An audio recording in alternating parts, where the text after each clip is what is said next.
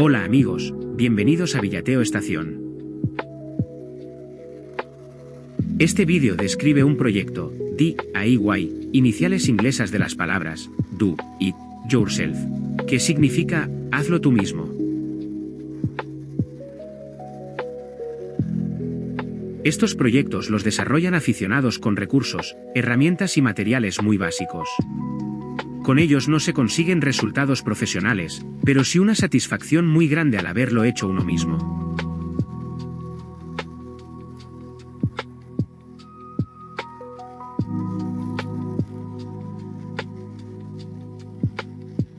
En esta ocasión se trata de un automotor diésel en escala 1.87H0, al que he denominado T104.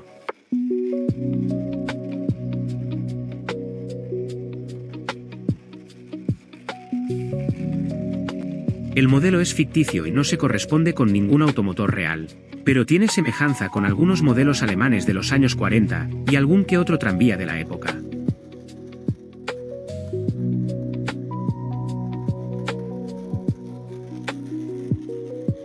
Su construcción está basada en dos elementos fundamentales, el bogie motorizado y la carrocería.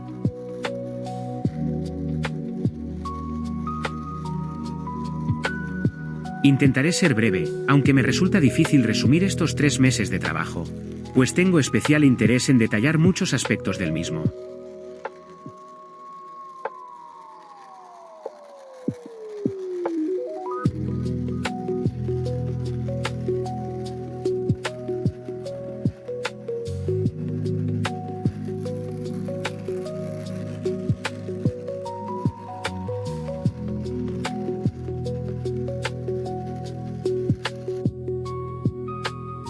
He utilizado PowerPoint para documentar, trabajando en paralelo entre la construcción y la documentación. Solo comentaros la importancia que le he dado a esto, pues es una actividad que anticipa problemas, ayuda en el diseño, optimiza el tiempo y disminuye la posibilidad de fracaso. Antes de comenzar, un breve inventario de los materiales y herramientas utilizadas.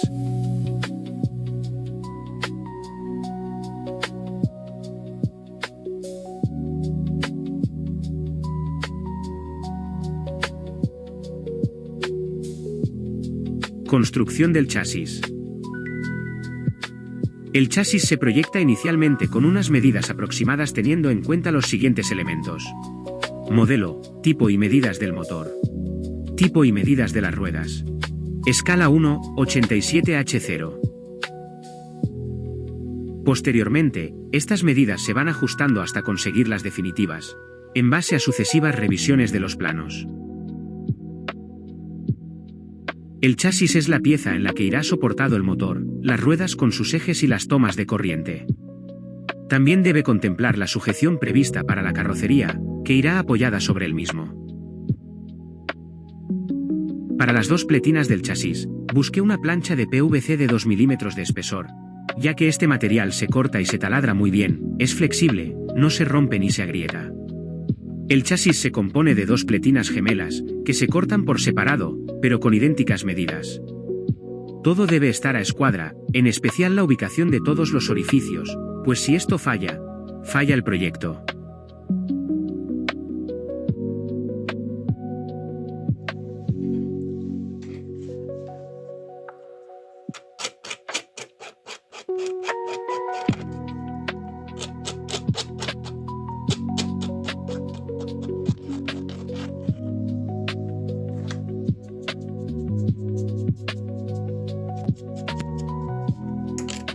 Hay que hacer taladros de manera simultánea en ambas pletinas, para conseguir que sigan siendo idénticas en todos los aspectos. Para sujetarlas juntas y enfrentadas, utilizo 2 tornillos de apriete, tal y como se ve en las imágenes. Preparo brocas de 3 milímetros para los ejes de rueda, de 2 milímetros para los soportes de las pletinas, y de 1 milímetro para la bancada y horquillas del motor y las tomas de corriente. Previamente a taladrar, utilizo un punzón bien afilado y una regla milimétrica. Con ello, señalo sobre la pletina que va a dar la cara al taladro, los puntos indicados en el plano.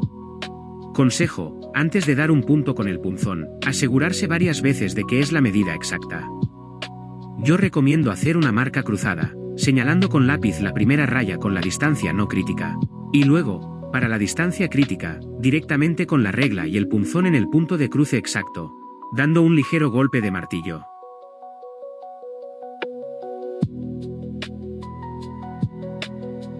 He llamado soportes de las pletinas a 4 pequeños tubos de 8,5 milímetros de largo por 3 de diámetro, en los que se atornillan en paralelo las mismas. Los corté del tubo interior que llevan esos sprays de plástico antiguos de colonia. Muy importante ajustar el ancho de estos tubos, teniendo en cuenta los 8 milímetros del grueso del motor, 1 milímetro de holgura, más los 4 milímetros de los dos gruesos de las pletinas. Con estos 13 milímetros de ancho exterior del chasis, nos queda aún espacio hasta los 14,6 milímetros máximos de distancia entre ruedas. En ese espacio irán las piezas metálicas de las tomas de corriente. Para este y otros muchos casos, es indispensable utilizar un calibre digital. El motor se aloja dentro del chasis, y debe quedar muy bien sujeto e inmovilizado, sin opción a desplazarse en ningún sentido cuando esté en marcha. Para ello, se preparan dos piezas muy importantes. La primera es para que el motor se apoye en ella, como una bancada. Se puede utilizar un cuadradillo de madera de pino de 18 por 8,5 por 4 milímetros. Esta pieza va atornillada a las pletinas en sus laterales inferiores.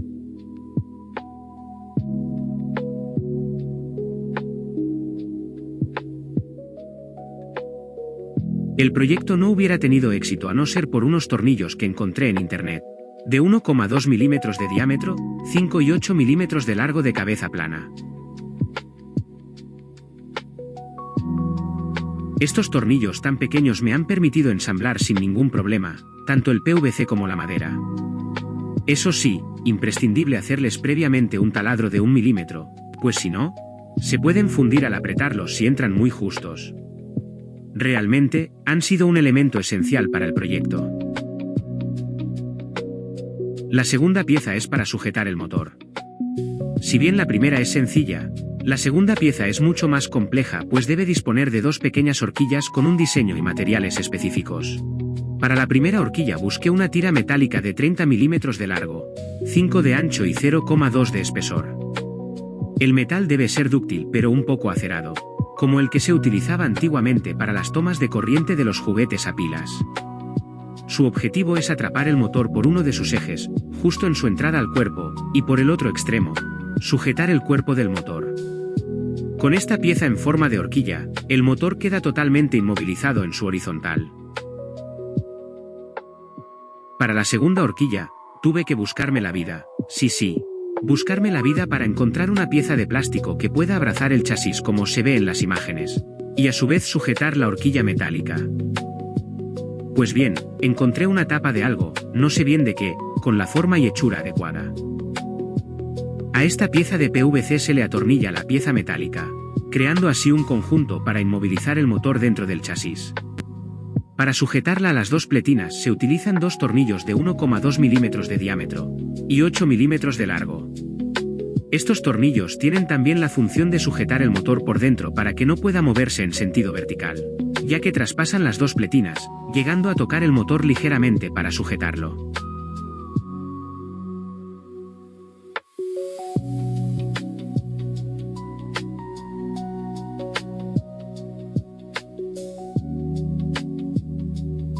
Seguimos a continuación con la preparación del motor. Para ello, seguí las instrucciones de un compañero de YouTube, que me indicó lo siguiente y así lo hice. Los ejes del motor son de 1 milímetro de diámetro, y los tornillos sin fin recomendados tienen un orificio de 1,2 milímetros. Para incrementar el grosor en esas dos décimas, se puede, entre otras opciones, utilizar un tubo termorretráctil de 1,2 milímetros, ponerlo en el eje del motor, darle calor y dejar que se adhiera al reducir su tamaño por temperatura. Con esto, el eje aumenta a 1,2 milímetros pudiendo así introducir el tornillo sin fin. Deciros que cuesta bastante meterlo, y para facilitar el tema, hay que cortar el tubo termorretráctil más largo que la longitud del eje, para que después de calentarlo la parte que queda más fina en el extremo, facilite la entrada a presión dentro del tornillo sin fin. Resuelto lo anterior, se sueldan los dos cables de corriente al motor. No es fácil pues tiene unas patillas muy pequeñas. Yo lo hice en este orden, pero es mejor soldar los cables antes de poner los tornillos sin fin.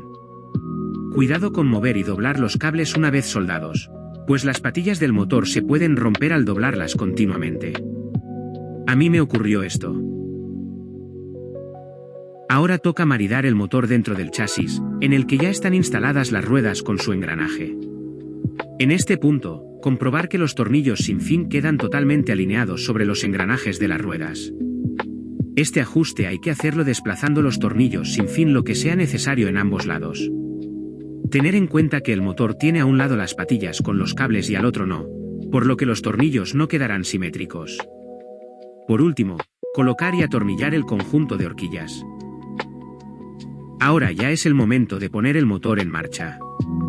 Entre otras opciones, podéis utilizar una pila de 9 voltios y comprobar que todo engrana bien, que gira cómodamente y que la transmisión del movimiento a las ruedas es correcto.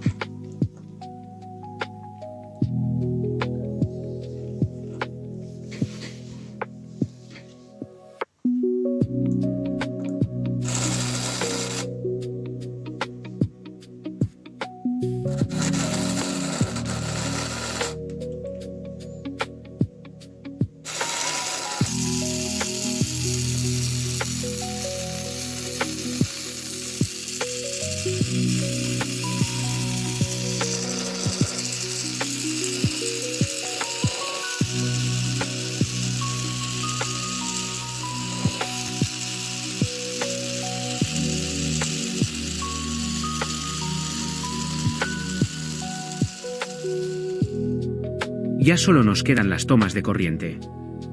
Se utilizan para ello 4 tiras metálicas de unos 2,5 milímetros de largo, 5 de ancho y 0,2 de espesor. De nuevo os recuerdo que el metal debe ser dúctil pero un poco acerado. Decido tomar la corriente a la vez en cada una de las 4 ruedas, por lo que cada una debe tener su pieza metálica.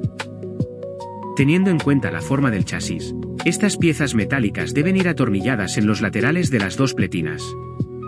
Además, cada pieza debe dar la vuelta en los extremos, para que los cables de corriente se puedan soldar por dentro y no por fuera. Es muy importante dar la forma adecuada a estas piezas para que una vez atornilladas al chasis, ejerzan la tensión suficiente para que toquen ligeramente las ruedas. Y digo solo ligeramente, pues si no es así, se producirá un efecto de frenada. Por este motivo, a las piezas se les hace un pequeño doblez hacia afuera para que puedan tensionar contra la rueda. Tal y como se puede apreciar en las imágenes, las tomas de corriente se sitúan entre el chasis y las ruedas. Ir probando a prueba y error, hasta aseguraros que sigue habiendo tensión y roce, pero no presión. Ahora, ya es el momento de soldar los cables de las tomas de corriente, con los del motor. En primer lugar, se unen con 2 latiguillos, los extremos de la misma polaridad, para así solo tener que soldar los cables del motor en un solo extremo. Cuidado con la longitud de los cables, pues luego irá la carrocería del vehículo apoyada sobre el chasis, y deben quedar muy disimulados. También porque hay que facilitar el desmontaje de las horquillas del motor para su mantenimiento. Una vez cableado y soldado todo, se coloca el bogie en la vía y se comprueba que rueda perfectamente. Pueden detectarse algunas irregularidades en la rodadura, pero considerar que aún el bogie no tiene peso y que le falta su carrocería, por lo que su adherencia es aún muy pequeña. Si las irregularidades son por efecto frenada, revisar bien las tomas de corriente, e ir quitando tensión a las piezas metálicas hasta que ruede a la perfección. También, si es el caso, revisar el engranaje entre motor y ruedas, así como que el motor no se mueva nada. En mi caso, pude al fin dejar todo esto bien ajustado, obteniendo una rodadura más que aceptable. Ya en este punto, el nivel de satisfacción de nuestro proyecto es muy elevado, pero hay que aguantar un poco más y guardar paciencia para construir la carrocería que este bogie se merece. Construcción de la carrocería. El automotor T104 escala H0 lleva una carrocería de madera con algunas piezas metálicas y de PVC. Consta de los siguientes elementos: laterales, testeros, cabinas, cubierta, largueros de estructura, topes, faros, pilotos, enganche y figuras. Compré una plancha contrachapada de 3 hojas y 2 milímetros de grosor, de buena calidad. Es obvio que todas las partes y líneas deben estar a escuadra rigurosa. Consejo: este tipo de madera se puede cortar con cúter, eso sí, con mucho cuidado y precisión. Una vez cortadas las piezas, se dibujan sobre ellas todas las puertas y ventanas. También los puntos para los taladros necesarios. Para hacer los huecos de las ventanas, hay que utilizar una segueta. Recomiendo utilizar hojas de corte o pelos de segueta planos.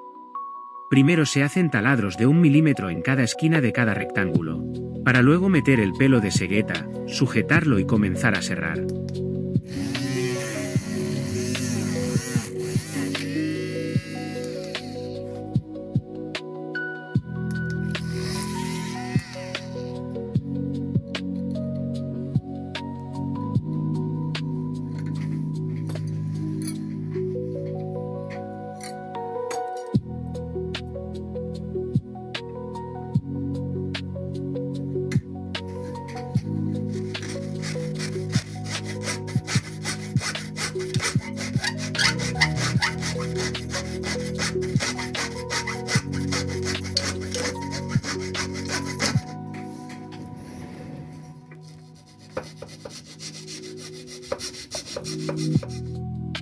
El conjunto de la carrocería debe ir apoyada sobre el chasis del automotor. Para ello se preparan 2 largueros de 4x4 por 100 milímetros, de madera de pino.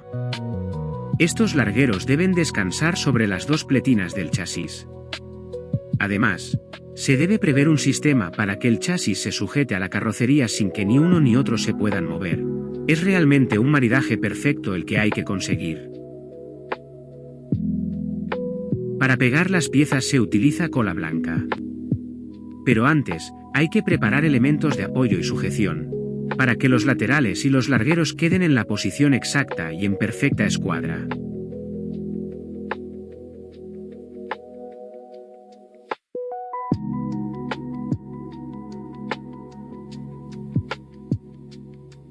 Primero, se encola cada larguero con su lateral.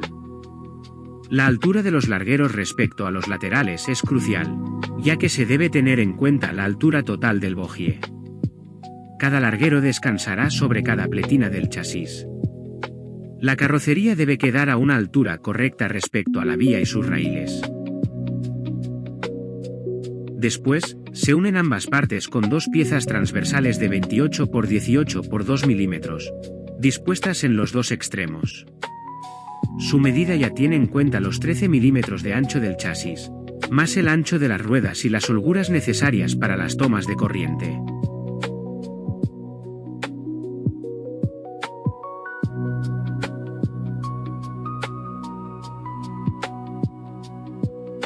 Para los testeros, es necesario reforzar el encolado en las esquinas, con unos listones de madera de balsa de 2 x 2 milímetros, para fortalecer así la estructura.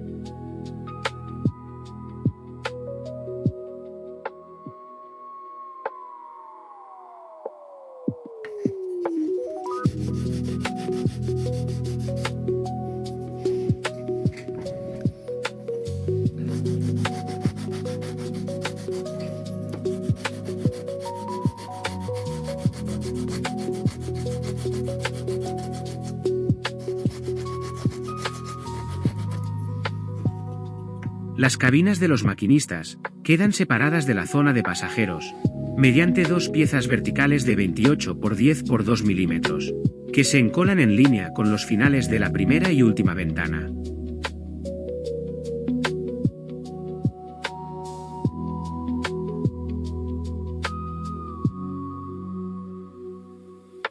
Con todo bien seco y ensamblado, hay que probar que el chasis encaja bien y que se aloja perfectamente entre los largueros de la carrocería.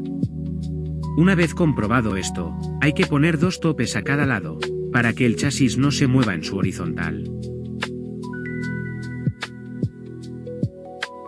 Estos topes se cortan en madera contrachapada con unas dimensiones de 10 x 4 x 1,2 milímetros, y se encolan justo por debajo de las piezas transversales. Una vez la carrocería tiene un alojamiento preparado para el chasis, hay que unir ambos elementos. Para ello se preparan unas piezas metálicas de 70 x 5 x 0,2 milímetros. Luego, se doblan por uno de sus extremos haciendo una forma redonda de gancho, para que se agarren al soporte del chasis que tiene forma de tubo. Por último, es necesario hacer un taladro, para el tornillo que fija estas piezas a la carrocería. Con las puertas, se decide rebajar el grueso, para que una vez pintadas se aprecie el relieve, pues deben tener distinto nivel que los laterales. Para conseguir ese efecto, es necesario lijar esa zona, hasta rebajar su grosor al menos medio milímetro. Para los peldaños, se cortan unas piezas muy delgadas de madera contrachapada, y se encolan bajo las puertas de los laterales de la carrocería.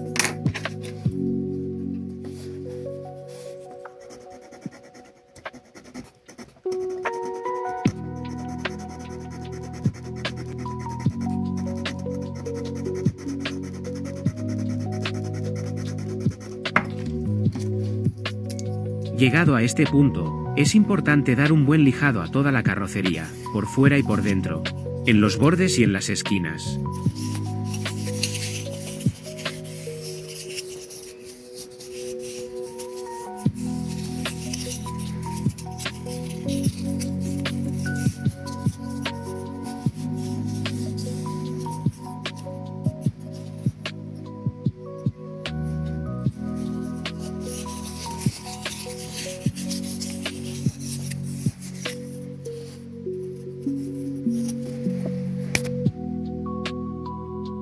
Una vez carrocería y chasis están ensamblados, podemos pasar a construir la cubierta o techo. La cubierta tiene 5 piezas de madera y 2 metálicas, un tubo de escape y una bocina. Primero se cortan y lijan bien las 3 piezas superiores, una que hace de tapa general, otra para el hueco central interior y la tercera que hace de ventilación.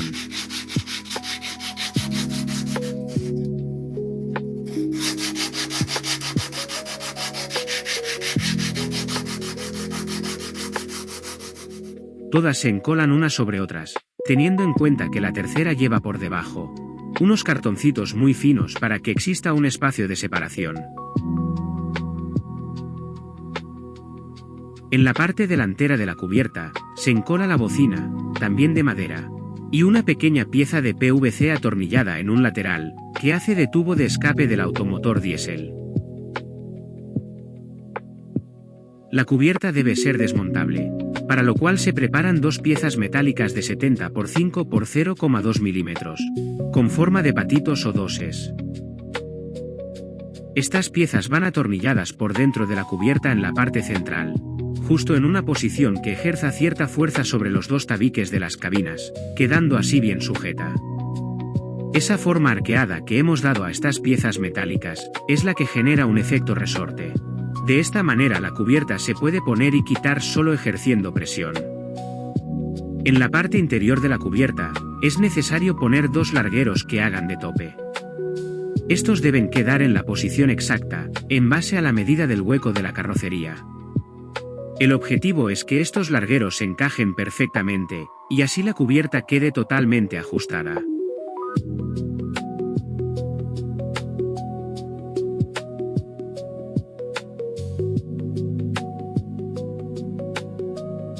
Una vez terminada la estructura de la carrocería, hay que construir los accesorios que lleva la misma, tales como faros, pilotos, topes, enganche, cristales, pasajeros y maquinistas.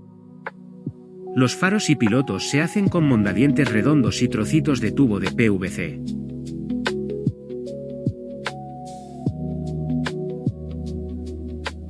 Los topes, con clavos grandes con relieve en la cabeza.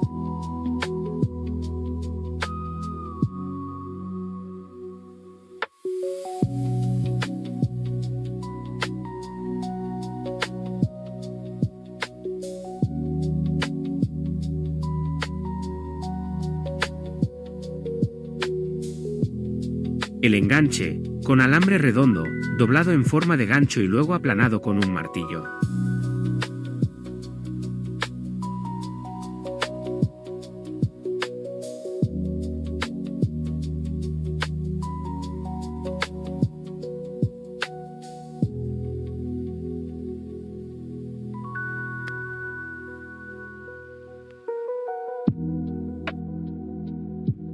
Para fijar estos elementos a la carrocería hay que taladrar los testeros. Estos accesorios se deben instalar una vez pintada toda la carrocería. Las figuras son muy difíciles de realizar manualmente dentro de un proyecto como este, por lo que no tuve más remedio que utilizar algunas sin pintar que tenía guardadas. Para adaptarlas al caso, y que aparecieran como pasajeros sentados tras las ventanillas, tuve que quitarles las piernas y parte del abdomen. Las figuritas van pegadas a unas láminas estrechas de plástico transparente, y estas a su vez, atornilladas a los largueros interiores de la estructura de la carrocería. De esta manera son fáciles de cambiar, volver a pegar si se despegan, y en definitiva, quitarlas en caso de cualquier necesidad de mantenimiento del interior de la carrocería. Este sistema lo he aplicado tanto para los pasajeros, como para los maquinistas.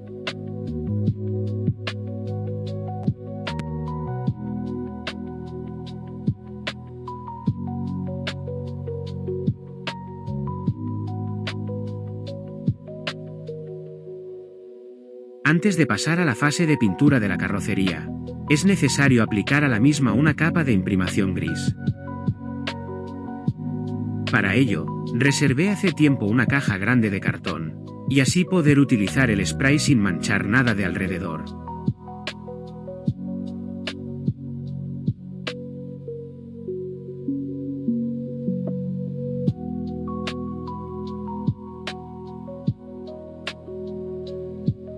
Una vez tenemos la carrocería con la imprimación, ya solo queda pintar con los colores elegidos.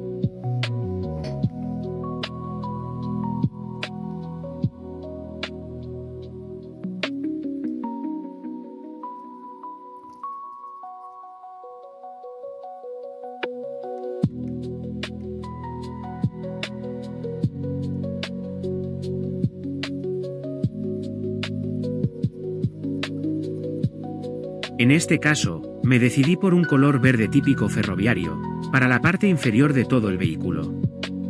Para la parte superior, seleccioné un tono amarillo pastel que conjuga muy bien con el verde, combinación muy típica en automotores y tranvías. Para terminar, la cubierta la pinté con un gris oscuro, que contrasta con todo lo anterior.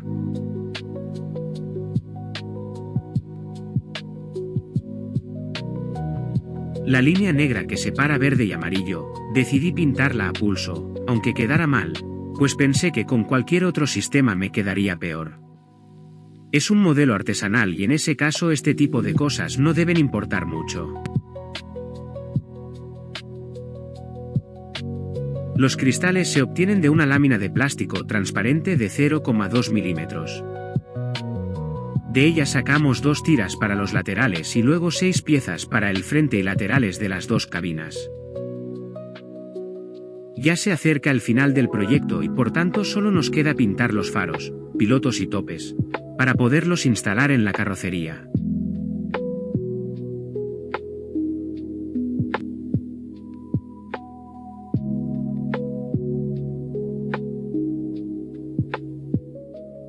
La madera de la parte interior ha quedado al natural, por lo que me pareció adecuado dar un poco de tinte, aunque esto no se vea por fuera.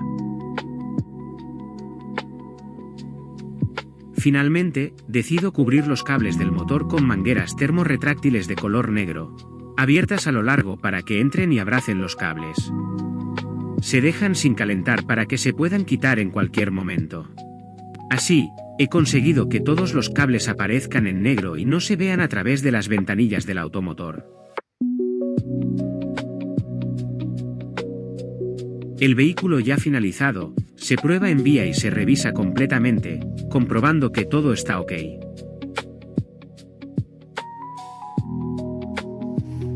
Se rematan detalles de pintura y se le busca una ubicación para ser guardado.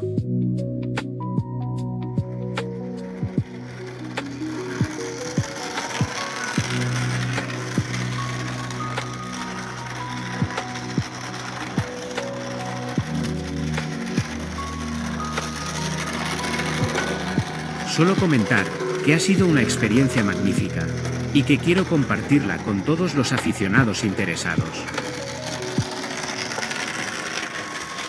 Saludos a todos, espero que os haya gustado y hasta pronto.